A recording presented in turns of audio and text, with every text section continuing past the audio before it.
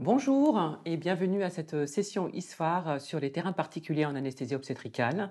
Awa Keita Meyer, je suis réanimatrice à l'hôpital Necker Enfants Malades. J'ai le plaisir de modérer cette session avec 4 experts qui vont tour à tour vous parler de différents terrains qui sont souvent des challenges pour l'anesthésiste réanimateur. On va commencer par le professeur Ahmed Rassan El Hadine, qui est donc professeur à l'université Mohamed VI de Marrakech et qui va nous parler des terrains particuliers, notamment de la parturiente obèse. Voilà. Merci Awa. Tout d'abord, bonjour à tous. Merci à la commission scientifique au Carreau pour l'invitation. Je vais traiter un sujet qui est important et qui est en augmentation constante de par le monde. On en voit de plus en plus de partout. Je n'ai pas de conflit d'intérêt. Je commence d'abord par la définition. La définition consensuelle actuelle, notamment par l'OMS, c'est un IMC supérieur à 30 sur le poids du début de la grossesse ou avant la grossesse. Et il y a 3 classes, au-delà de 35, et puis l'obésité sévère à 40. Clairement, sans rentrer dans les détails, il y a une augmentation du risque de morbimortalité sévère et maternelle et fœtale. Toutes les complications sont là, neurologiques, cardiaques, hémodynamiques, respiratoires, obstétricales, 8 fois plus de risque de complications anesthésiques obstétricales. Et sur la dernière enquête française, un décès maternel sur 4 est une obèse. Et en comparant les obèses avec les non-obèses, il y a 2 fois plus de risque de mortalité. Et que ce soit la mortalité ou les complications, elles sont corrélées avec l'augmentation de l'IMC, que ça explose au-delà de l'IMC à 40. Alors, cette mortalité, elle est particulièrement due, pour nous les anesthésistes, aux problèmes respiratoires. Souvent, dans une situation, on se retrouve dans une anesthésie générale, en situation d'urgence, avec des problèmes d'airway. Donc c'est pour ça le message clé, c'est anticiper, anticiper, avec une consultation pré-anesthésique à distance dans les 32-36 semaines d'aménorrhée, où on va évoluer les comorbidités, on va commencer une préparation, notamment pour essayer de gagner du poids. Détecter le syndrome d'apnée de sommeil, éventuellement l'appareiller ses indications, et puis communiquer en multidisciplinaire pour programmer l'accouchement et commencer une analgésie périmodulaire très précoce pour anticiper les complications. Tout ceci devrait se faire dans un plateau médico-technique qui connaît, avec des ressources humaines multidisciplinaires, interprofessionnelles, expertes et entraînées, et du matériel qui est adapté à l'obèse, notamment les brassards de taille grande, table opératoire, chariot de transport, literie, les compressions pneumatiques, des aiguilles de péridurale et de rachis-anesthésie de 120 mm, je vais en parler tout à l'heure, l'échographie qui va servir à plein de choses, que ce soit au niveau de l'ALR, que ce soit au niveau de l'accès veineux, du contenu gastrique, et puis tout le reste que nous connaissons, nous, très bien, les anesthésistes-réanimateurs. Tout ce qui est nécessaire au cas d'intubation difficile et d'accès veineux difficile. Alors pour l'ALR et l'analgésie et anesthésie loco-régionale, vu tous ces risques-là et ce risque augmenté, il faut que ce soit une indication médicale. Ça réduit la mortalité dans cette population. Ça a été attesté par toutes les études. L'échographie est un élément standard pour les IMC supérieurs à 40. Ça va faciliter le geste et ça va faire gagner du temps et réduire les complications. Les aiguilles, j'en ai parlé. Ça, c'est un sujet qui me tient particulièrement à cœur parce que j'utilise la position du tailleur pour toutes les ponctions périmodulaires que je fais personnellement. Il y a des études qui commencent à apparaître qui montrent qu'il y a une amélioration de la qualité du geste et la rapidité du geste, mais ça reste à étudier chez la population obèse. Donc cette position du tailleur pourrait être intéressante dans ce contexte. Et puis une complication qui y arrive souvent, et on va se retrouver dans des situations délicates et d'impasse, c'est le déplacement du cathéter. Et il y a des outils pour avoir une qualité de fixation meilleure, particulièrement chez cette population. Alors, pour l'anesthésie pour césarienne, il y a des choses extrêmement intéressantes, notamment la longueur du geste. Il faut le prévoir. Ça peut dépasser la capacité de durée d'une rachis-anesthésie. Et puis des abords de plus en plus os qui apparaissent, notamment sous-ombilical et sus-ombilical avec une incision corporeale. Et donc, actuellement, pour les obésités sévères, la périrachie combinée est la technique de première intention. Je vais passer ça. Alors, je veux insister sur la position. C'est dangereux de laisser ces patientes en position plate, que ce soit pour l'ALR, comme vous voyez ici. Le risque d'extension de la rachis ou de la péri est très très important. Et donc, il faut repositionner, notamment aussi pour l'anesthésie générale, à la fois pour l'induction, l'intubation, le péropératoire. Aussi, je voudrais insister sur des process et des supports qu'on peut utiliser, notamment ici, nous à Marrakech, mon équipe à qui je rends hommage a confectionné ce support-là et ça, on l'utilise dans toutes les salles d'obstétrique. Si vous n'avez pas ces supports, vous pouvez utiliser la table opératoire ou bien des draps. Et à l'extubation aussi, la position de mi-assise est extrêmement importante et ça réduit les complications. Toujours sur le plan respiratoire, la majorité des incidents arrivent à l'induction et à l'intubation. Donc il y a la préoxygénation. Je voulais juste insister sur le fait que la technique d'aide inspiratoire avec PIP a été étudiée chez la population obstétricale et il n'y a pas plus d'inhalation dans ce contexte-là. L'intubation, 2 opérateurs, la vidéolaryngoscopie est le gold standard en première intention et puis protocolisé avec éventuellement des aides cognitives checklist comme c'est fait par la SFAR. Concernant la ventilation, là, il faudra, je m'appuie sur les recommandations non spécifiques à la grossesse et à la femme enceinte. C'est une publication de Jong, de l'équipe de Samuel Jaber, où on montre très bien que ça ne change pas sur le volume pulmonaire et donc on se base sur le poids idéal. Et puis, pour éviter les atélectasies, une PEP modérée à 10, avec des manœuvres de recrutement après l'extraction du bébé, quand il n'y a pas de contre-indication. Du même article, j'ai sorti ce tableau qui me paraît extrêmement intéressant pour les particularités pharmacocinétiques de l'obèse. Ce n'est pas spécifique à la femme enceinte. L'essentiel, ce que je voudrais que vous reteniez, c'est que vous voudrez privilégier, puisqu'on est dans un plateau médico-technique approprié, des médicaments, des drogues on-off, type remifentanil et le couple rocuronium-sugamadex. Pour l'antibiothérapie, les recommandations européennes et françaises recommandent que quand l'IMC est supérieur ou égal à 40 et le poids supérieur à 100, il faudra doubler la dose des antibiotiques. Comme vous voyez sur le tableau, les bêta-lactam, il faut se baser sur le poids réel. Le monitorage. Alors pour l'hémodynamique, c'est en fonction des comorbidités. Et chez la population obstétricale, il y a une très grande place pour le monitorage non invasif, notamment les index de remplissage. La profondeur de l'anesthésie, et puis surtout, un risque très élevé et beaucoup de complications qui surviennent chez cette population, d'autant plus quand il y a un syndrome d'apnée de sommeil, de curarisation résiduelle. Donc le monitorage est fortement recommandé, voire obligatoire. En post-opératoire, réveiller rapidement, et je vais insister sur 2 choses, c'est l'analgésie multimodale. On a peur des morphiniques dans ce contexte, mais des études ont montré que c'est safe, qu'il n'y a pas plus de dépression respiratoire. Toutefois, il est recommandé de réduire les doses. Pour la rachimorphine, par exemple, 50 à 75 gamma au lieu des 100. Et ça, c'est très très important, obligatoirement chez les obèses de classe 3, les surveiller de façon prolongée et renforcée, soit dans des salles post-interventionnelles qui travaillent 24/24 ou dans des unités de soins continus.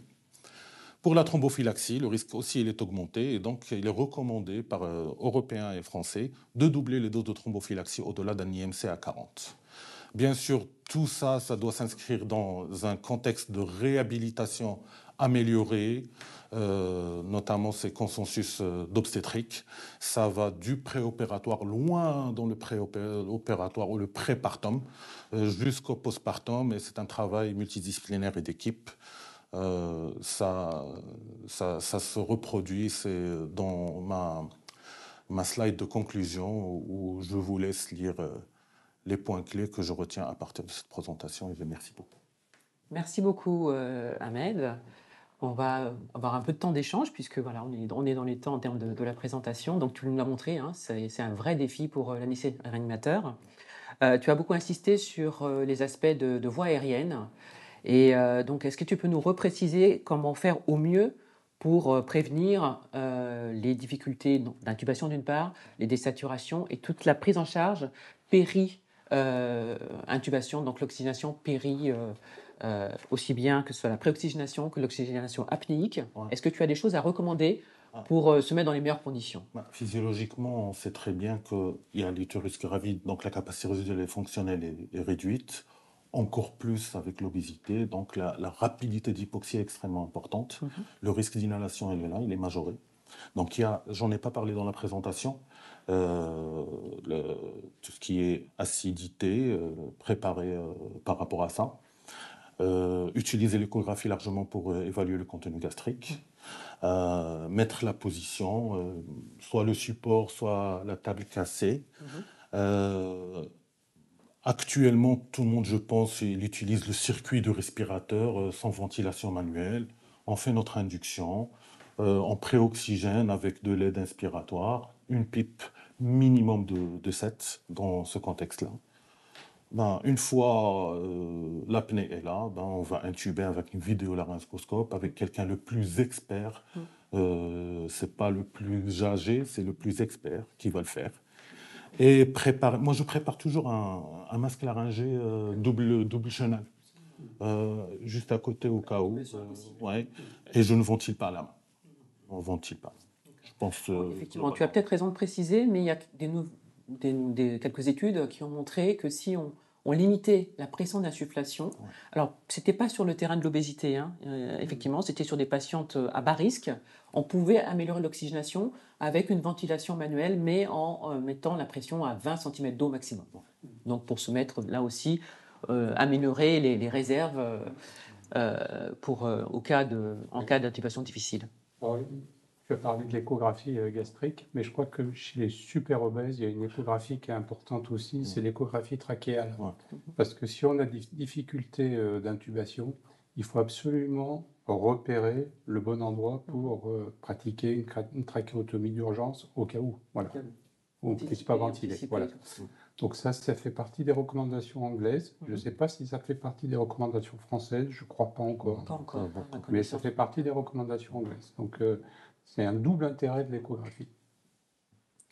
Effectivement, et tu as insisté sur un certain nombre de points en termes d'antibioprophylaxie, les doses à adapter, thromboprophylaxie, les doses à adapter, même si là aussi, il n'y a pas consensus sur ni la dose, ni le poids, la limite à partir duquel. Dans les nouvelles recommandations de l'ASPAR, si je ne me trompe pas, effectivement, on est passé d'un IMC à 35 à un IMC à 50 maintenant, avant de modifier, de doubler les doses, y compris pour l'obstétrique, les doses des antibiotiques. Pour la thrombophylaxie, si on est bien dans un environnement de RAC, avec une bonne analgésie, on accompagne la dame, on la fait déambuler.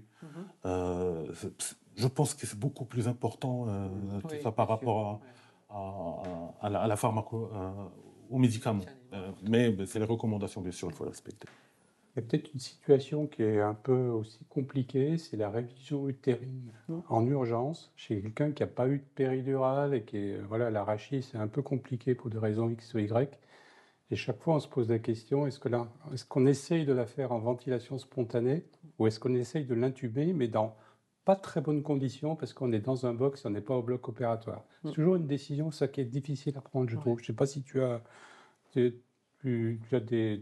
guidelines à nous dire, peut-être à partir de certains IMC, l'intubation devient obligatoire ou pas? Chez nous, à Marrakech, on est très rachis analgésie. Oui. On a largement généralisée, la rachianalgésie. En salle d'accouchement, on fait pratiquement 20 000 accouchements par an. Les femmes viennent en deuxième main. Ils arrivent dans un stade avancé. Donc, c'est une pratique quotidienne. Donc, forcément, quand on est habitué sur ça, on sait gérer. Les équipes sont rodées pour des situations comme ça, comme la révision utérine. Bien sûr, quand on n'est pas en choc hémorragique, il n'y a pas de signe de CIVD, on fait la rachianalgésie. Maintenant, si on a des signes de CIVD ou d'hémorragie massive ou d'état de choc, pour moi, le message, c'est de ne pas ventiler. C'est surtout ne pas ventiler à la main. Induction séquence rapide et On intubation. peut faire du spontané, mais si on est amené à ventiler, intube. Je pense que c'est le message important. Ouais. Ok, très bien. Merci beaucoup. On va pouvoir passer à la présentation suivante, qui sera celle du docteur Max Gonzalez, qui est référent en anesthésie obstétricale à l'hôpital Jeanne de Flandre à Lille. Voilà, Max, tu as... Merci beaucoup Awa, et puis merci à l'ASFAR de m'avoir invité à cette session particulièrement intéressante et bien accompagnée. Donc du coup, je voulais vous parler un petit peu de l'insuffisance rénale, qui est également un challenge en anesthésie obstétricale. Je tiens à préciser que je n'ai pas de conflit d'intérêt concernant cette présentation. Et je voulais commencer par faire quelques rappels de physiologie rénale pendant la grossesse. Comme vous le savez, le débit cardiaque augmente physiologiquement chez la femme enceinte, et de ce fait-là, il y a une hyperfiltration glomérulaire qui en découle. Et du fait de cette hyperfiltration, on va avoir une clairance plus importante de la créatinine, une diminution physiologique de cette créatinine. Et ce qui fait, ça c'est un premier message, que des chiffres normaux de créatinine en dehors de la grossesse peuvent déjà être pathologiques pendant la grossesse. Et ce qui fait aussi que les classifications habituelles qu'on a l'habitude d'utiliser en dehors de la grossesse ne sont pas du tout validées pendant la grossesse. Et du coup, il y a un consensus qui se fait sur des chiffres absolus de créatinine, qui ne prennent pas, par exemple, en considération la diurèse ou d'autres facteurs. Et on voit que la définition chez la femme enceinte est grosso modo consensuellement reconnue comme une créate supérieure à 70 micromoles, ou ce qui fait 8 mg par litre. Donc c'est des chiffres qui sont bas. Et si vous voyez le graphique à gauche, qui est un graphique où vous avez la liaison entre le débit de filtration glomérulaire en abscisse et la créatinine en ordonnée, et on voit que on a une courbe en asymptote comme ceci. Et en fait, du fait de l'hyperfiltration de la grossesse, on a une déviation vers la gauche de cette relation qui lie donc le débit de filtration glomérulaire à la créate. Et si vous prenez du coup ce seuil de 70 micromoles, et ben vous voyez que pour une patiente non enceinte, on est à des DFG aux alentours de 85, bon c'est schématique, et pour les mêmes chiffres de créate, on a un DFG qui est quasiment 2 fois moins important. Donc c'est un message important justement de ne pas sous-estimer des chiffres de créate qui sont par ailleurs pas alarmants. Et donc, du coup, il y a deux situations. Il y a l'insuffisance rénale chronique et l'insuffisance rénale aiguë. Je voulais commencer par vous parler de l'insuffisance rénale chronique, qui est un véritable enjeu de santé publique. Ça touche 0,5 à 1% des grossesses. Et ça augmente d'un facteur 5 les complications maternelles. Donc, c'est pas anodin. Et ces complications vont être déjà une aggravation fréquente de la fonction rénale de base. Et chez certaines patientes qui partent déjà d'une fonction rénale très altérée, on peut évoluer vers l'insuffisance rénale terminale et voire la dialyse, ce qui peut, dans certains cas, même déconseiller la grossesse si jamais on est déjà à des stades d'insuffisance rénale importants. Ça augmente également l'incidence des désordres hypertensifs gravidiques, donc notamment la prééclampsie.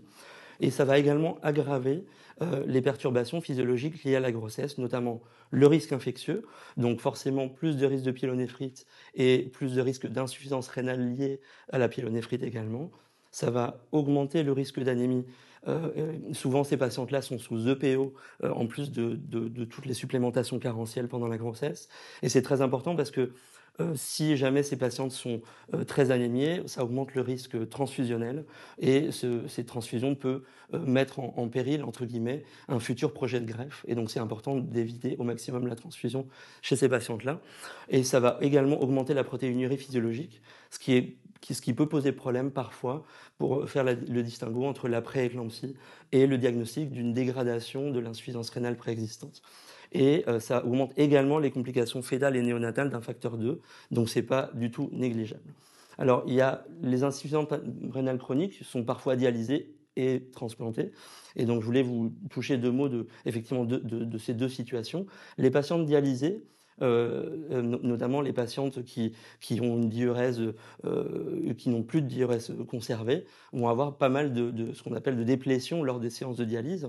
Et si on veut respecter la physiologie de la grossesse, il ne faut pas que cette déplétion soit trop importante, puisque ça peut entraîner des hypovolémies qui sont contraires à l'hypervolémie qui permet à la grossesse de se maintenir. Donc, il va y avoir une modification des séances de dialyse de ce fait-là.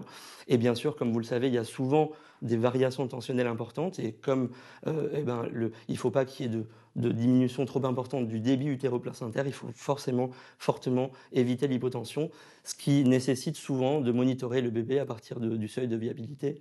Et effectivement, pour les patientes qui sont dialysées, ça peut être intéressant de réfléchir à une éventuelle programmation de l'accouchement pour que ça tombe de manière pile poil par rapport à une séance de dialyse précédente notamment.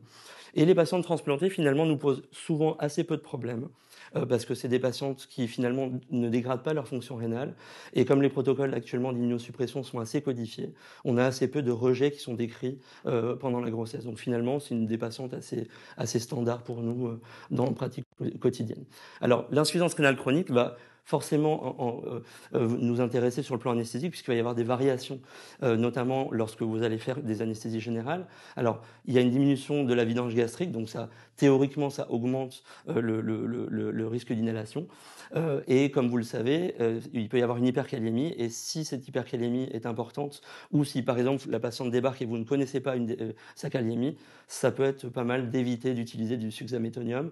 Mais maintenant, effectivement, on a des protocoles d'induction en séquence rapide avec d'autres curares, notamment le rocuronium, qui peuvent nous sauver dans ces situations-là. Et il va y avoir une modification pharmacocinétique de certains médicaments qui peuvent être plus ou moins accumulés du fait de l'insuffisance rénale. Alors, pour ce qui est du propofol et les morphiniques liposolubles, finalement, on est assez peu embêté. Par contre, effectivement, il peut y avoir de l'accumulation, notamment de la morphine, et ça c'est très important parce qu'on a l'habitude de l'utiliser soit en titration, soit en PCA, et n'hésitez pas, notamment si on fait une césarienne soulagée, d'utiliser d'autres morphiniques, comme par exemple le Sufinta en PCA à la place de la morphine pour éviter l'accumulation. Pour ce qui est de l'anesthésie neuraxiale, ce qu'il faut savoir, c'est que les patientes insuffisantes rénales chroniques peuvent avoir une thrombopathie, donc une anomalie des fonctions plaquettaires, et ça peut, dans certains cas, gêner l'anesthésie neuraxiale. Donc, effectivement, sur une patiente tout venant, c'est peut-être pas la peine de le monitorer de manière très, très, très précise. Mais si la patiente a des signes cliniques hémorragiques ou si en plus on a une thrombopénie associée du fait de la grossesse ou du fait d'autres pathologies, on peut se poser la question du rapport bénéfice-risque de cette anesthésie neuraxiale. Et c'est important de se poser la question à ce moment-là s'il y a une indication médicale ou obstétricale d'ALR. Si ce n'est pas le cas, peut-être discuter une alternative à l'ALR. Mais si effectivement l'ALR est importante, il y a des données pour étayer l'utilité de la thromboélastographie qui peut nous donner une évaluation de la fonction plaquettaire et nous rassurer quant à l'innocuité de cette anesthésie neuraxiale. Il faut savoir également que le remplissage vasculaire, il faut le faire de manière prudente, notamment si on fait une césarienne sous rachianesthésie, peut-être pas faire 2 litres de co-remplissage ou 1 litre de co-remplissage, mais peut-être un petit peu moins. Et éviter bien sûr les médicaments néphrotoxiques, notamment les INS en postpartum. Alors, 2 mots sur l'insuffisance rénale aiguë, c'est également une situation à risque. Je vais parler beaucoup de la maman, ça augmente beaucoup les complications maternelles, alors que ce soit pendant la grossesse, et ça augmente même la mortalité maternelle, avec plus d'hématome rétroplacentaire, plus de HELP syndrome et plus d'hémorragie du postpartum, quelle que soit l'étiologie de l'insuffisance rénale. Mais également après la grossesse, et ça c'est important, même si ce n'est pas une patiente insuffisante rénale chronique de base, ça augmente quand même les événements cardiovasculaires et l'évolution potentielle vers une insuffisance rénale chronique. Et donc c'est important comme message, il me semble. Et les étiologies, effectivement, comme en dehors de la grossesse, il y a des insuffisances rénales organiques et fonctionnelles. Les insuffisances fonctionnelles, souvent, elles sont assez évidentes. Les vomissements du premier trimestre, l'hémorragie aiguë, et se traitent assez classiquement par du remplissage vasculaire, et on n'a pas besoin de beaucoup d'informations pour le faire. Et l'insuffisance rénale organique, il y a plein de causes. Je ne vais pas les détailler parce qu'on n'a pas beaucoup le temps, mais effectivement, ce qu'il faut savoir, c'est que la cause la plus importante, c'est la prééclampsie sévère et le HELP. Et chacune de ces insuffisances rénales va avoir un traitement étiologique potentiel, donc que je ne détaille pas, mais que effectivement, en fonction de l'étiologie, on peut y recourir. Et dans certains cas, il va y avoir une décision de naissance, notamment sur des microangiopathies thrombotiques importantes ou sur des CHAG, stéatose aiguë gravidique, ou la prééclampsie sévère. Et vous voyez qu'en fait, bon, c'est bien de savoir tout ça, mais en fait, le MAR, il n'est pas forcément en première ligne dans la décision de ces traitements-là, la décision de naissance, les traitements spécifiques, bien sûr, on participe à la discussion pluridisciplinaire. Voilà. Et ce qui me semblait important, c'était d'insister sur deux situations qui, en fait, sont à la fois organiques et à la fois fonctionnelles, qui sont la prééclampsie sévère et le CHAG. Pourquoi ? Parce qu'en fait, ça peut être l'un ou l'autre. Et la prééclampsie sévère, parce que comme vous le savez, il y a souvent un gros syndrome inflammatoire, un gros syndrome de fuite capillaire, et souvent les patientes qui ont pris beaucoup de poids, c'est pas pour ça qu'elles sont en surcharge intravasculaire, souvent elles sont même vides en intravasculaire, et en fait l'insuffisance rénale de ces patientes-là peut être d'origine fonctionnelle ou mixte. Et la deuxième chose, c'est le CHAG. En fait, le CHAG, comme vous le savez, il va y avoir très souvent un syndrome polyuro-polydipsique très important qui fait que les patientes, quand elles arrivent, elles peuvent être vraiment très, très, très hypovolémiques, en plus d'avoir une infiltration stéatosique des reins. Et donc, ça peut être mixte, mais il peut y avoir une part fonctionnelle. Et donc, c'est important pour nous, anesthésistes réanimateurs, de se poser la question du remplissage dans ces situations-là, comme le CHAG et la prééclampsie sévère. Et donc, comme l'hypovolémie n'est pas forcément la cause de l'insuffisance rénale et qu'en plus du fait de l'insuffisance rénale, il y a un risque de surcharge en cas de remplissage soit inadéquat, soit excessif, c'est important de rationaliser ce remplissage. Et comment on peut faire ? Il faudrait théoriquement s'assurer au préalable que le remplissage va être efficace. Et il faudrait également s'assurer au préalable que le remplissage ne va pas être délétère. Et l'un des éléments qui pourrait nous guider, c'est l'association de l'échographie cardiaque et de l'échographie pleuropulmonaire qui peut nous aider, encore une fois, à peser le rapport bénéfice-risque à ce remplissage. Par quels éléments ? Par exemple, on peut rechercher des critères prédictifs de précharge dépendance, donc par exemple l'index de collapsibilité de la veine cave inférieure ou les variations de l'ITV sous-aortique, donc de l'éjection ventriculaire gauche, lorsqu'on fait une manœuvre de levée de jambe passif. Donc je détaille bien, en fait, c'est beaucoup les équipes de Marseille qui ont détaillé cette manœuvre et qui est valide chez la femme enceinte. C'est pas vraiment un lever de jambe comme ceci, c'est vraiment une bascule assez standardisée de la patiente, comme ceci. Et d'un autre côté, ces examens peuvent nous permettre de prédire une mauvaise tolérance du remplissage. Si par exemple la patiente a un œdème pulmonaire associé, si à l'écho pleural on a ce qu'on appelle des lignes B, des artefacts comme des queues de comète, peut-être que cette patiente, il ne faudra pas trop la remplir ou pas la remplir du tout.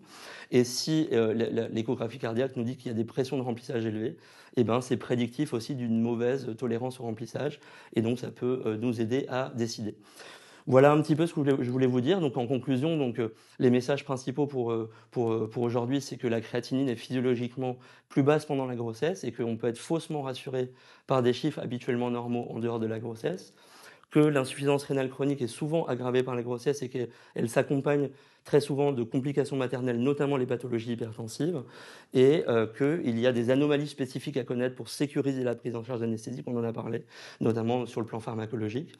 Et l'insuffisance rénale aiguë, elle aussi, est associée à une mortalité importante, et qu'il existe bien sûr des causes organiques à connaître pour aider à faire le bilan épiologique, mais si la question d'un remplissage se pose, du fait de la marge thérapeutique qui est souvent étroite, l'échographie est un élément important qui peut nous aider à prendre des décisions plus rationalisées du remplissage.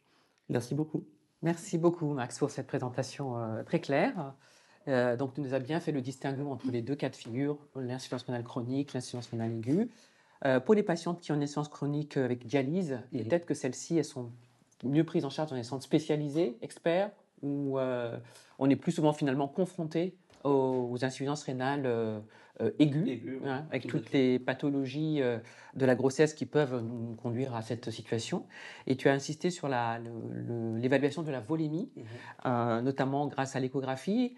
Est-ce qu'il y a une place pour les monitorages autres non invasifs, par exemple, voilà, qui se base sur l'onde de pouls ou des choses comme ça? Bien sûr. Alors, je pense que les deux, entre guillemets, se valent. Je pense que ce qui est important, c'est d'avoir les informations qu'on veut et le monitorage non invasif dont tu parles a l'avantage d'être continu. Et donc, c'est vrai que c'est peut-être plus facile encore d'évaluer la précharge dépendance parce que finalement, on n'a pas besoin de faire une mesure statique dans une position, de changer la patiente de position, de refaire une deuxième mesure statique dans une deuxième position, avec parfois des fenêtres échographiques qui peuvent se modifier, voilà, donc il peut y avoir des biais, alors que le monitorage continu, bah, finalement, on le met, peut-être que les valeurs de débit cardiaque et de pression artérielle les valeurs absolues sont peut-être peu fiables, mais les variations sont souvent assez fiables. Et donc forcément, si on fait par exemple soit un test de remplissage, soit une manœuvre de levée de jambe, s'il y a des modifications significatives du volume d'éjection systolique par exemple, ça peut nous aider à rationaliser le remplissage aussi. Bon. Très bien. Je pense. Oui, peut-être une dernière question parce que. C'est pas la question par rapport à ce sujet, c'est très important. Hein. Aussi de faire le distinguo chez une parturiente qui ne pose pas de problème, peut-être qu'il y a de l'hémorragie, il y a des choses, ces moniteurs, notamment quand il y a l'onde de pouls avec l'hémoglobinome continu, ça peut orienter vers une étiologie de cette hypovolémie, parce que c'est la diurèse qui commence. Par contre, si on est dans un terrain de prééclampsie ou CHAG ou la microangiopathie est très suspecte, là c'est vrai qu'on va aller sur la volume, mais on va aller plus rapidement sur le plasma et les échanges plasmatiques.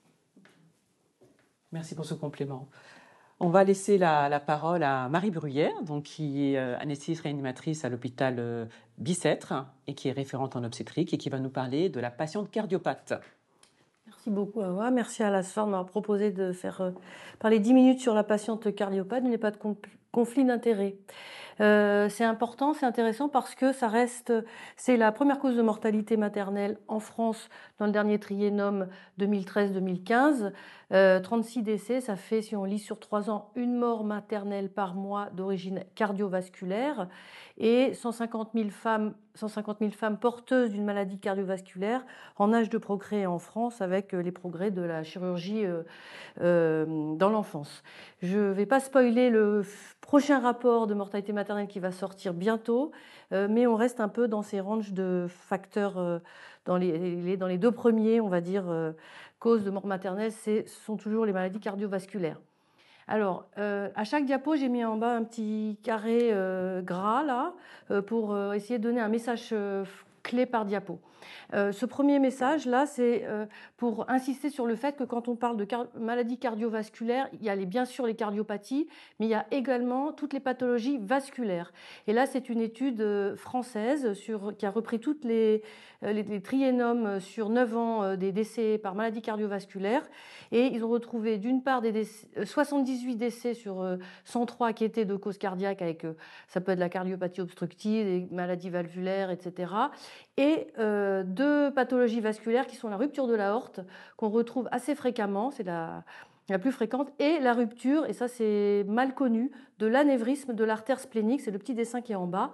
Donc à retenir, notamment quand on a des douleurs thoraciques pour l'aorte et abdominales brutales pour l'anévrisme de l'artère splénique. Donc il faut penser aux pathologies vasculaires également. Donc comme il y a beaucoup de cardiopathies, j'ai essayé de les diviser en 2. Les maladies qu'on connaît, donc la femme qu'on voit qui a une maladie cardiovasculaire connue avant la grossesse, et puis celle que l'on doit dépister ou diagnostiquer pendant la grossesse. Pour les maladies cardiovasculaires connues, notre challenge à nous, anesthésistes, c'est savoir comment on la suit et où on la suit. Donc pour vous aider, il y a une classification OMS qui est utilisée largement. Il y a d'autres classifications sur les maladies cardiovasculaires, mais c'est celle-ci qui est la plus utilisée, que vous retrouvez dans c'est une classification européenne par grade de gravité, entre OMS 1, pas grave à gauche, à OMS 4, très grave à droite. Donc dans les très graves, on peut citer les rétrécissements valvulaires très serrés, les HTAP, les dilatations de l'aorte, dans le cas de maladies du tissu conjonctif, etc.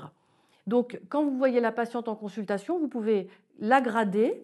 Et puis la deuxième partie du tableau, j'ai pas pu mettre sur la même diapo, désolé, c'est comment on la suit et où on la suit. Et c'est ce qui est dans l'encart rouge. Vous voyez que Pour les grades OMS 1, 2, 3, il faut à chaque fois une évaluation préconceptionnelle, c'est-à-dire est-ce que la grossesse est possible. Et puis après, vous avez le type de maternité où elle peut être suivie, donc de secteur à centre expert avec de la chirurgie cardiaque. Et puis le nombre de consultations cardiologiques ou d'échographie cardiaque de 1 fois pendant la grossesse à tous les mois pour les grades OMS 4. Donc le message pour les patientes qui ont une maladie cardiaque ou cardiovasculaire, c'est qu'il faut quantifier le grade OMS dès le début de grossesse, tout au long de la grossesse, parce que ça peut évoluer. Et à chaque fois qu'elle a une modification de son état clinique, eh bien, il faut refaire ce grade, parce qu'une femme OMS 2 peut devenir OMS 4 avec les modifications physiologiques au cours de la grossesse, et donc ça modifie votre suivi de grossesse. Pour les maladies découvertes pendant la grossesse, j'ai déjà dit, ce sont les maladies cardiaques qu'on ne connaît pas, et puis les maladies vasculaires. Et donc, les messages forts, en haut, vous avez les petites iconographies à gauche du rapport de mortalité français et à droite du rapport de mortalité britannique. Et il y a toujours un peu ces mêmes messages, mais c'est pas grave, on répète quand même. C'est-à-dire, la première chose, c'est que tout symptôme respiratoire de type dyspnée, douleur thoracique ou abdominale, en particulier en cas de prééclampsie, ou si elle a eu un traitement par son médecin en ville et que ce traitement est inefficace, doit faire évoquer une origine cardiaque ou vasculaire. Et quand on parle de douleur, parce que là on va dire, mais elles sont toutes essoufflées, elles ont toutes des douleurs thoraciques ou abdominales, il y a des critères qui sont qui doivent alerter, c'est l'orthopnée, la dyspnée croissante tout au long de la grossesse et la douleur très intense, EVA 8 à 10, résistant au traitement, nécessitant de la morphine. Ça, c'est un signe, il faut rechercher, il se passe quelque chose de grave. Deuxième message, et on insiste tout le temps, c'est que toutes les imageries médicales, notamment le scanner avec injection, est possible en cours de grossesse, quel que soit le terme. Et ça, c'est important parce que pour les maladies vasculaires, il n'y a que le scanner qui va vous faire le diagnostic de rupture d'anévrisme. Et enfin, les marqueurs biologiques avec en bas là, le BNP, le NT-proBNP, il y a eu plusieurs études récentes qui montrent que c'est valable et validé au cours de la grossesse. La grossesse ne modifie que très peu ces marqueurs-là de stress ventriculaire en dehors de la prééclampsie, et donc c'est stable. Et donc, quand c'est augmenté, c'est qu'il y a un stress ventriculaire. Et puis, la troponine et dédimère sont valables en cours de la grossesse. On verra pour les questions, notamment à propos des dédimères, mais en tout cas, la troponine, c'est valable. Voilà, donc pour les maladies non connues au cours de la grossesse, réfléchir comme si la patiente n'avait pas de grossesse pour les étiologies. Les indications de césarienne, souvent, on a une tendance à dire elle a une cardiopathie, elle ne peut pas pousser. Quand on regarde les recommandations, il y a très peu d'indications de césarienne formelle, ce sont les grades OMS 4, et il n'y en a que 2 finalement, ce sont les aortopathies à haut risque de dissection aortique. Ça, c'est le cardiologue ou cardiochirurgien qui va vous le dire. Et puis, l'impossibilité de faire une ALR périmédulaire parce qu'on ne peut pas arrêter les traitements anticoagulants. Donc, le message, c'est que les césariennes est majoritairement d'origine, d'indication obstétricale. Je ne vais pas revenir sur les modifications physiologiques de la grossesse, de l'accouchement liées à l'anesthésie et aux médicaments, mais c'est ça qu'il faut connaître, c'est-à-dire vous avez un cœur qui va tolérer moyennement ou pas, ça dépend des étiologies, les variations de précharge, post-charge et de fréquence cardiaque, et donc il va falloir combiner la tolérance cardiaque de la pathologie avec les modifications hémodynamiques et de charge de la grossesse, de l'accouchement et des médicaments. La manœuvre de Valsalva, il y a toujours une petite, un peu frileux à faire pousser les dames en se disant pourquoi ? Parce que quand on pousse, ça augmente la pression intrathoracique, donc ça augmente la post-charge et diminue la précharge, et donc diminue un petit peu le débit cardiaque. Et puis il y a la théorie de l'overshoot, c'est-à-dire que dès qu'elle arrête de pousser, eh bien on récupère cette précharge et donc un risque d'augmentation de retour veineux brutal avec une problème de débit cardiaque s'il y a une insuffisance cardiaque sous-jacente. Il n'y a pas d'étude sur le sujet. La seule que j'ai trouvée ici, c'était une étude rassurante. C'est-à-dire qu'il n'y a pas de cas décrit d'une femme qui pousse et qui fait une insuffisance cardiaque ou une décompensation cardiovasculaire. Donc, ce qu'on dit généralement, c'est qu'il faut limiter les efforts de poussée pour ne pas fatiguer la patiente en favorisant l'accouchement instrumental, donc nécessitant une analgésie périmédulaire. Pour l'anesthésie, je vais passer, parce que sur la rachianesthésie à gauche, tout le monde connaît les effets de vasodilatation brutale, iatrogénique de la rachianesthésie. Donc je ne vais pas détailler. La ventilation mécanique, on le sait, c'est délétère sur l'insuffisance ventriculaire droite parce que ça diminue la précharge. Donc attention pour notamment les HTAP. Par contre, c'est bénéfique sur l'insuffisance ventriculaire gauche. Ça va diminuer un petit peu la post-charge. Donc c'est bien sur les insuffisances ventriculaires gauche. Le message de cette diapo, c'est que chez ces patientes, la rachianesthésie telle qu'on l'a fait pour des césariennes classiques, avec les doses qu'on fait d'habitude, elle est majoritairement contre-indiquée. Voilà, donc j'ai ma dernière diapo, AG ou ALR, quels sont les éléments de choix chez une femme cardiopathe? Déjà, il faut se dire, est-ce qu'elle va tolérer l'épreuve du travail? Deuxièmement, on va éviter toutes les variations de précharge, post-charge, fréquence cardiaque, d'où l'interdiction, entre guillemets, de faire une rachie classique. Si l'épreuve du travail, le cœur ne tolère pas l'épreuve du travail, ben on fait une césarienne. Est-ce qu'on peut arrêter les anticoagulants? Oui, non. Et puis, si on ne peut pas, on fait une anesthésie générale avec des morphiniques, comme en chirurgie tout venant chez un patient cardiaque. Et puis, si on peut faire une péridurale, ce qui est toujours un peu mieux, on va faire une mini-rachie avec des mini-doses d'anesthésiques locaux et en y associant une péridurale pour monter le niveau. Si la femme peut tolérer l'épreuve du travail, eh bien, elle peut avoir une voix basse. On va favoriser l'aide instrumentale. Et dans ce cas-là, il faut une péridurale. Si la péridurale n'est pas possible, il faut rediscuter l'indication de césarienne. Et puis attention à tous les médicaments d'induction, notamment le syntocinon et le nalador. Ils ne sont pas contre-indiqués chez ces femmes, mais il faut faire attention au débit de perfusion parce qu'ils ont des effets tachycardisants vasodilatateurs. Donc, bien sûr, on monitore avec une équipe spécialisée, des heures ouvrables. C'est le mieux c'est le mieux. Voilà. Pour vous aider, enfin, c'est dans les dernières recommandations sur l'anesthésie pour chirurgie non cardiaque des patients qui ont une cardiopathie congénitale publiée par l'ASFAR cette année. Il y a une fiche pratique #6 qui concerne particulièrement l'anesthésie obstétricale avec dans la fiche, vous pouvez le retrouver sur le site, toutes ces par pathologie, ce qu'il faut faire en gris, les précautions à prendre pour ces pathologies. Voilà, je vous remercie. Merci beaucoup Marie pour ces messages importants et clairs. Tu as dit des choses très importantes effectivement sur le fait que ces femmes, notamment pour les cardiopathies acquises au cours de la grossesse, des petits signes qui sont ceux de la grossesse, la dyspnée, voire l'orthopnée, l'essoufflement, la douleur. Il ne faut pas qu'il y ait de retard ni d'errance diagnostique, donc ne pas hésiter à mettre en œuvre tous les moyens nécessaires pour faire le diagnostic. Exactement. Parce que je pense qu'il y a beaucoup de retard diagnostique qui amène à des catastrophes parce qu'on hésite à faire un scanner ou un IRM avec injection, on ne fait pas la troponine ou on ne dose pas le BNP parce qu'on n'est pas sûr que ça sera valable, y compris les dédimères dont on sait maintenant qu'en fonction du seuil et des signes associés, ça peut être utile pour faire le diagnostic d'embolie pulmonaire. Oui. Il y a un terrain qu'on retrouve dans les décès maternels, c'est la femme obèse dite asthmatique. Là, il y a pas mal de cas où elle est obèse, donc dyspnéique, et puis elle a de l'asthme, ça peut-être voilà. Et donc elle a pris son traitement, et puis ça marche pas, et puis on reste sur le diagnostic. Donc cet effet tunnel du diagnostic.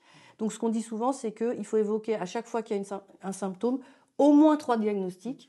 Et évidemment, si le traitement ne marche pas, même si elle a plein de facteurs de risque d'être dyspnéique, il faut penser aux autres diagnostics, aux 2 autres diagnostics. Et se donner les moyens de faire le diagnostic.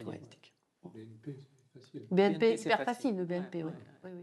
Mais même pour les situations de dissection, à propos de cas qu'on a vécu là sur un LR dans l'os, il y a eu une errance sur une douleur abdominale et comme elle était enceinte, on n'a pas osé aller faire l'imagerie qu'il fallait pour montrer la dissection. Donc, il n'y a vraiment pas... si on regarde l'irradiation des scanners, je crois qu'il y a eu une étude qui est sortie, un scanner pour avoir c'est 0,2 milligray. Et donc on est bien loin, on est 100 fois moins que les doses d'avoir une malformation fétale. Donc il n'y a aucun problème. Oui, il faut que tu passes. Oui, bien sûr. il y a des spécificités françaises. Nous, dans les pays africains, on a particulièrement deux pathologies qui ne sont pas très souvent vues ici. C'est les décompensations de valvulopathie Oui. qui sont découvertes pendant la grossesse et les cardiomyopathies du péripartum. Oui. C'est très fréquent chez nous. Donc je reviens au message de regarder le cœur, regarder le poumon. L'échographie. Si on a un OAP, pensez au cœur et éventuellement on va brancher sur un circuit Effectivement, les approprié. cardiomyopathies de la grossesse qui sont sur les terrains africains, notamment, plus fréquents. Ouais, et c'est vrai que j'ai pas eu le temps de le dire, comme il me reste Oui. 30 secondes, c'est que c'est vrai que les anesthésistes en maternité, il faut qu'ils sachent faire de l'écho-cœur. Là, je crois qu'on est obligé maintenant, pour tout ce qu'on a dit, savoir de débrouillage Le au moins. débrouillage. Et pulmonaire. Et pulmonaire, bien sûr. Bien sûr. Est-ce que tu vois de l'intérêt à faire des césariennes au bloc de cardiologie? Est-ce que c'est une de vos pratiques? Non, Non. non. On fait venir. Toi, Max, tu en fais un peu? On en fait très rarement parce qu'on a la chance d'avoir un centre de chirurgie cardiaque disponible avec une assistance possible. Et donc, on a des backups ECMO. Et donc, on a beaucoup de patientes un peu borderline. On ne va pas forcément les acheter à AP sévère, mais pour lesquelles ça nous permet d'avoir tous les bienfaits, notamment du lien mère-enfant, de faire. Et puis, le côté. L'endroit habituel pour faire la césarienne avec un environnement un petit peu plus renforcé, puisque c'est plutôt les équipes de cardio qui viennent plutôt que l'inverse. Ok. C'est vrai que j'insiste sur les centres experts. Hein, pour les grades OMS 3 et 4, elles ne peuvent pas accoucher n'importe où. Quoi. Il faut vraiment qu'il y ait... Sachant qu'il n'y a pas beaucoup de centres experts en France. Quand même. Et puis l'autre message important avant de laisser la parole au professeur Chassard, l'arachie-anesthésie, c'est vraiment pas la bonne anesthésie sur ces terrains. Donc périrachie combinée ou péridurale, voilà, Mini-rachie. titrée, mini-rachie, mais l'arachie-anesthésie classique, vraiment à éviter complètement sur ce terrain-là. Très bien, je vais laisser la parole au professeur Dominique Chassard, de l'hôpital Femmes, Mères, Enfants de Lyon, qui se trouve donc à Bron, qui va nous parler des groupes rares. Voilà, je vais vous parler des groupes rares. Donc, c'est une pathologie qui est beaucoup moins fréquente que toutes celles qu'on a abordées jusqu'à présent. Alors, on sait qu'il y a de la variabilité dans les groupes sanguins. AB0, par exemple, la répartition de ces groupes, elle n'est pas la même au sein de la population française et même d'un pays à l'autre. En Asie, par exemple, ce n'est pas du tout la même répartition de ces phénotypes. D'autre part, il y a des groupes encore beaucoup plus rares, puisqu'on dispose d'environ, sur nos globules rouges, 40 groupes sanguins, mais à l'intérieur de chaque groupe, il y a plusieurs antigènes, environ 350 au total. Et on dit qu'un groupe est rare en France lorsque sa fréquence est inférieure à 4000, 1 pour 4000 dans la population générale. Alors vous avez sur le globule rouge, on ne voit pas forcément très bien tous les groupes. Vous avez le groupe AB0 ici, vous avez le groupe Rhésus qu'on connaît bien, mais vous voyez, il y a plein d'autres groupes qu'on connaît parfois un peu ou pas du tout, Kiel, Dufy, tout ça on connaît, mais il y en a d'autres qu'on connaît beaucoup moins. Et qu'est-ce qu'on peut avoir? On peut avoir finalement une absence totale d'un groupe, ça peut arriver. On peut avoir au sein d'un groupe où il y a plusieurs antigènes des variations un peu atypiques. Et le dernier cas de figure qui est assez fréquent, c'est qu'on peut avoir au sein de plusieurs groupes une mutation, ou du moins une variation, qui fait que c'est très compliqué, finalement, puisqu'on a 40 groupes, si vous avez 40 variations, eh bien vous voyez que c'est très compliqué de trouver un donneur pour ces patients-là. Alors, il existe heureusement pour ces patients qui ont un sang rare, une banque de sang centralisée à Paris, et il existe un réseau européen et même mondial qui est capable de fournir des poches de phénotypes plutôt rares, ce qu'on appelle la Banque nationale de sang de phénotypes rares. Puis il faut savoir, vous avez l'installation qui est ici, les sangs sont stockés dans des congélateurs.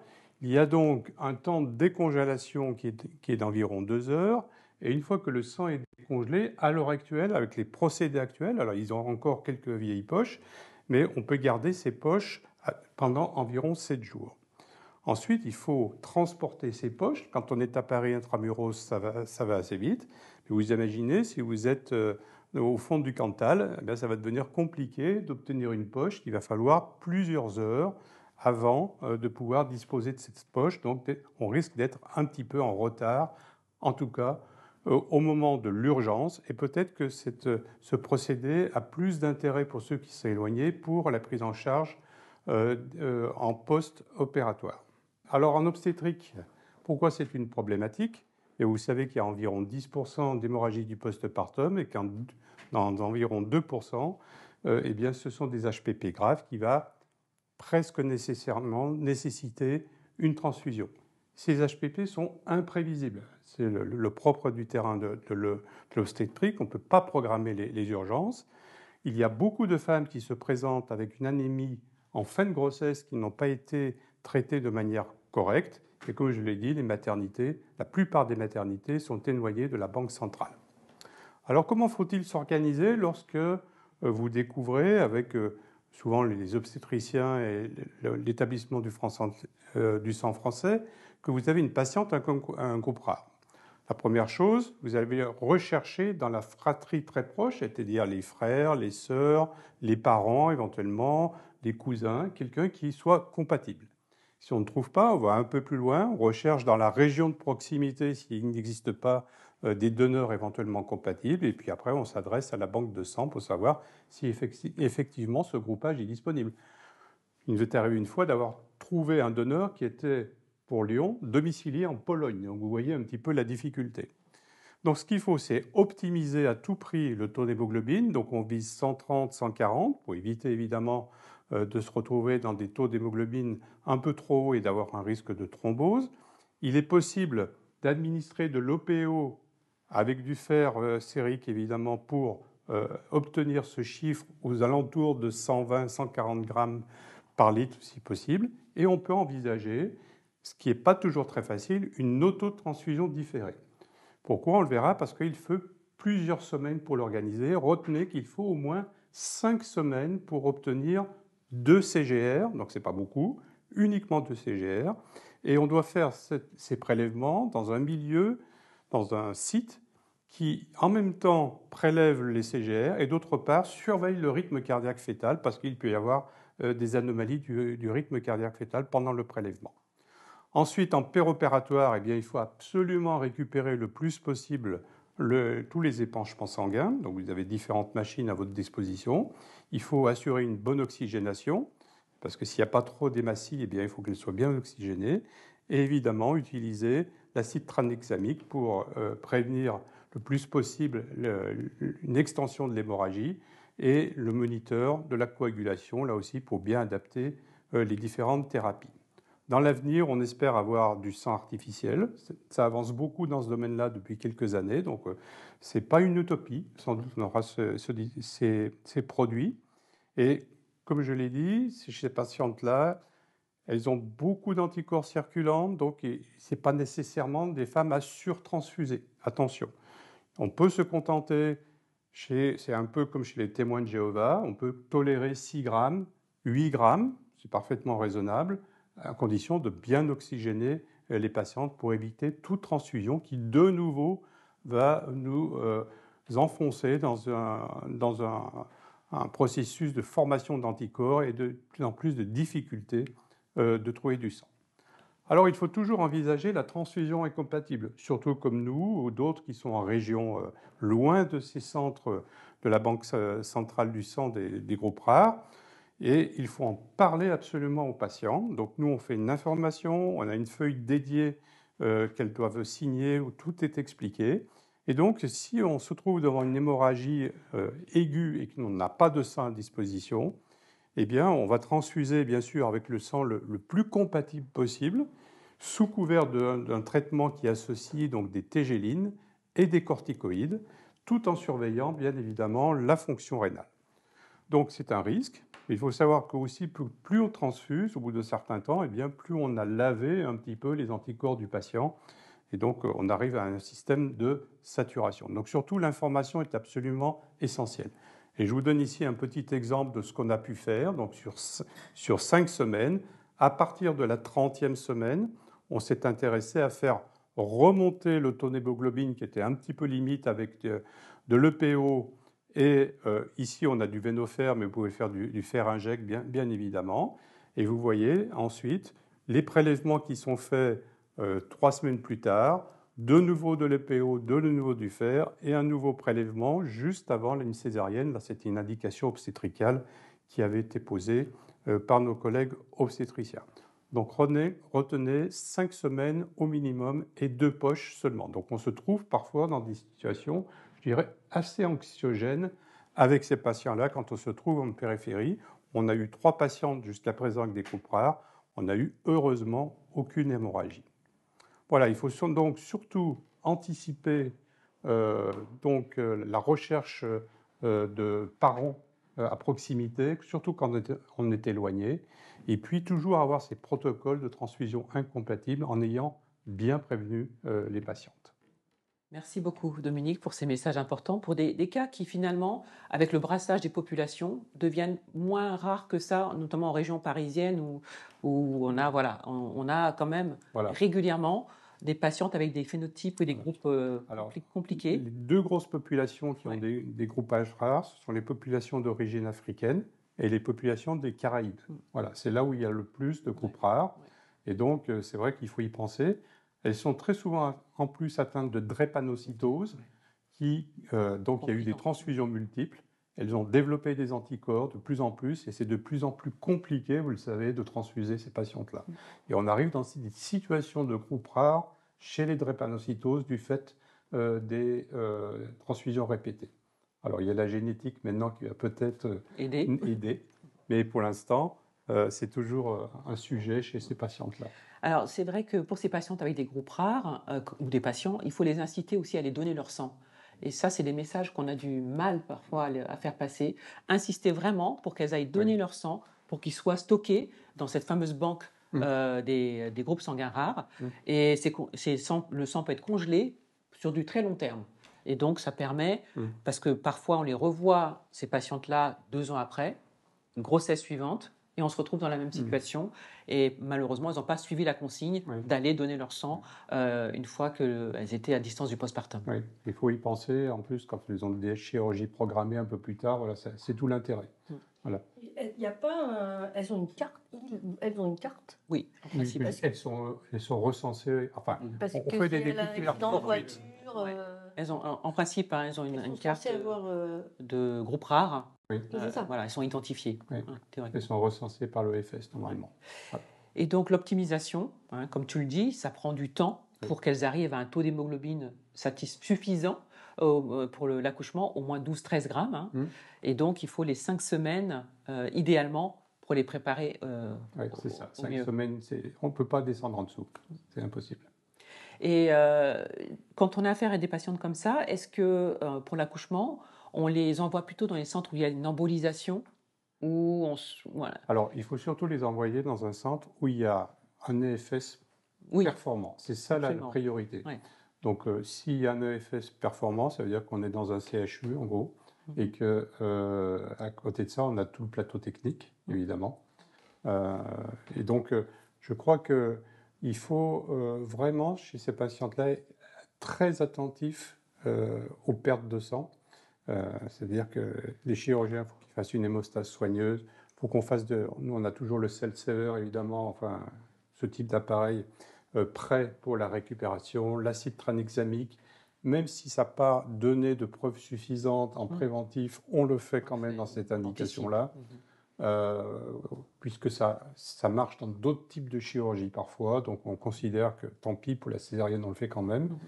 Voilà, ne pas hésiter à faire un monitoring aussi de la coag dès que ça commence un petit peu à saigner pour être sûr que est-ce que notre fibrinogène est bien optimisé par ailleurs. Enfin, voilà, tout ce qu'on voit dans l'HPP, mais encore plus que pour d'autres patientes. Voilà. Et sur la tolérance d'une hémoglobine basse, tu es allé jusqu'à 6 grammes. Oui, 6 grammes. J'ai vu 4 grammes déjà. En fonction de la tolérance clinique aussi, bien sûr. Postpartum. Postpartum. Moi, j'ai déjà vu en post-opératoire chez des patients 4 grammes ventilés sous oxygène. Voilà. En attendant que ça remonte. Voilà. Donc, on peut descendre, quand on calcule le transport de l'oxygène, on peut descendre à des valeurs relativement basses. Il ne faut pas que le patient ait 40 de température, qu'il s'agite, etc. Il y a d'autres conditions aussi. Voilà. Et le fer injectable dans cette situation, il est une indication large. Le fer injectable, il est très utilisé. Le postpartum. En postpartum, s'il y a une anémie, oui. Voilà, bien sûr. Et pas hésiter à utiliser le PO. Le PO, le seul petit danger, c'était que c'est un médicament, on le sait tous, qui est thrombogène, enfin qui facilite la thrombose. Donc il faut pas non plus faire trop d'injections, c'est un petit peu la difficulté, parce qu'en fait l'effet n'apparaît qu'au bout de 3 semaines. Donc si on fait de l'EPO, on se dit ah, ça n'a pas très bien marché, j'en refais une tout de suite, puis une autre encore assez rapidement. Là après on va avoir une explosion. Donc il faut faire attention. Là aussi, il ne faut pas non plus surcharger la patiente d'EPO à un moment donné. Donc, ce n'est pas toujours facile. C'est des cas extrêmement challengeants, Voilà, comme on le disait dans l'introduction. Oui. Et tu as dit un mot sur les transfusions incompatibles, on va dire, avec les précautions à prendre autour, même si ces précautions ne sont pas totalement validées dans la littérature, l'immunoglobuline et les corticoïdes.